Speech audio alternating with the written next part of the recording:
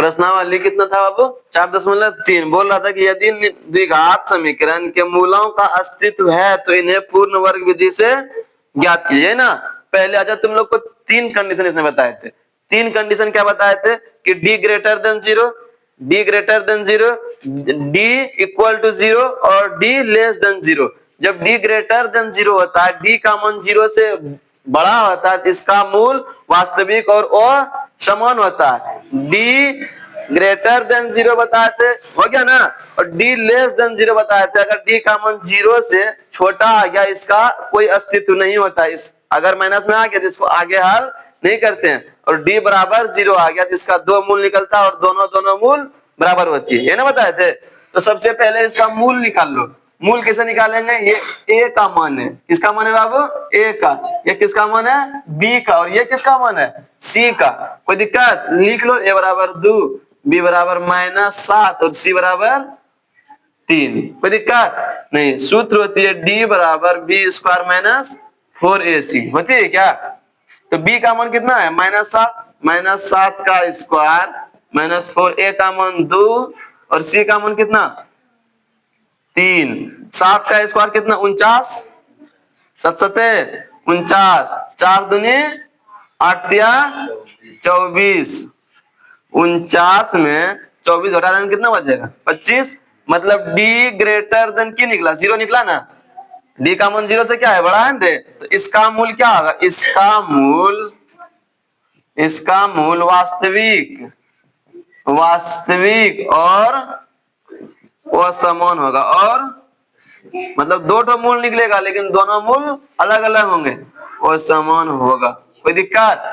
अब अगर d का मान 0 से बड़ा हो गया या 0 हो गया तो उसी इक्वेशन को हम लोग पूर्ण वर्ग विधि से बनाएंगे। तो पूर्ण वर्ग विधि से इसे बना दो। इक्वेशन है 2x square minus 7x plus 3 बराबर 0। कोई दिक्कत नहीं। सॉल्यूशन तो हो गया है अकॉर्डिंग टू क्वेश्चन। की बोल रहा था बाबू? इस इक्वेशन को पूर्ण वर्ग में लाने के लिए हम लोग क्या किए थे? 8 से गुना कर दो। 8 से दोनों तरफ गुना करने पर ये क्या हो जाएगा? 8 दूनी 16x स्क्वायर माइनस 8 सते 56x 8 तिया 24 बराबर 8 से जब 0 में गुना करेंगे तो 0 ही हो जाएगा। देखो इसको लिख सकते हैं हम लोग 4x square a square minus 2 a के सामने क्या है? 4x रे। 4 दूनी 8, 8 में किस चीज से गुना करते हैं जो कि 56 पूर जा? 7 से। अच्छा 2ab, b को क्यों माना तुम? 7 ना माना? a स्क्वायर माइनस 2ab, तो b को जब 7 माना b स्क्वायर सूत्र होती है, और जिसको तुम जोड़ दिया उसी को घटा दो, उसी को की कर दो? घटा दो। कोई दिक्कत नहीं। और प्लस 24 है तो 24 बराबर क्या कर दो? 0।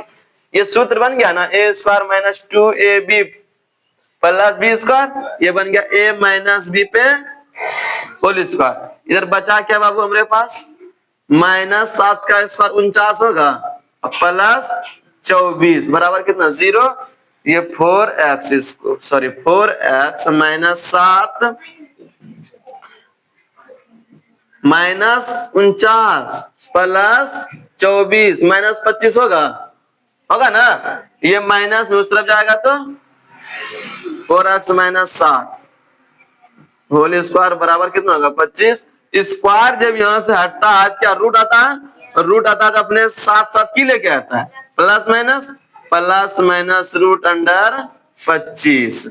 तो 4x माइनस 7 बराबर प्लस माइनस कितना? 5 होगा। चलो बहुत सुंदर। ये माइनस में है ना, उस तरफ जाएगा तो प्लस में। 4x बराबर हो जाएगा 7 प्लस माइनस 5 होगा ना। x बराबर क्या होगा? 7 प्लस माइनस 5 बटे कितना होगा? 4। कोई दिक्कत?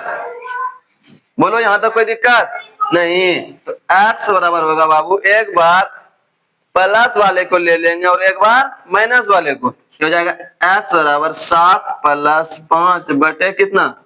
4 रे। तो x बराबर कितना होगा? 7 प्लस 5 12, 12 बटे 4, 4 1 4, 4 तिया एक्स का मान कितना निकल गया 3। और दूसरा की बताए थे, एक बार लिए किसको है प्लस वाला, एक बार किसको लेंगे माइनस वाला। एक्स बराबर हो जाएगा 7 माइनस 5/4, यही ना। तो ये हो जाएगा 7 माइनस 5 कितना 2 ना, 2/4, 2 1 2, 2 दूनी 4। एक्स का मान कितना 1/2, 3, 1/2, 2 मूल निकला ना, और दोनों का दोनों अलग अलग है ना रे। ये आंसर हो गया। बोलो समझ में आया? देख लो एक बार देख लो पहले, कोई दिक्कत?